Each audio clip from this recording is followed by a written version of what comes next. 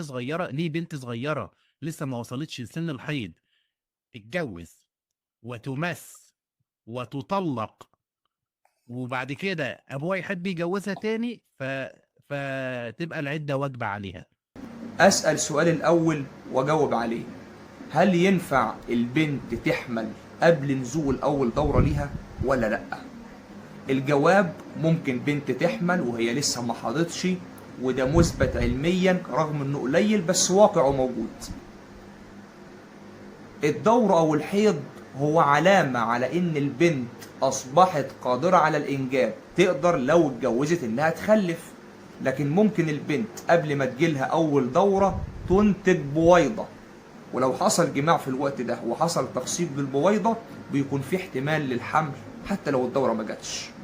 فطبيا ده موثق، وانت ارجع اسأل اهل الطب او ارجع اسأل في جوجل هتلاقي الكلام ده موجود، ان ممكن تنتج بويضة قبل اول دورة، ولو حصل ساعتها تخصيب البنت ممكن تحمل. طب ليه ربنا سبحانه وتعالى ذكر ليها العدة في القرآن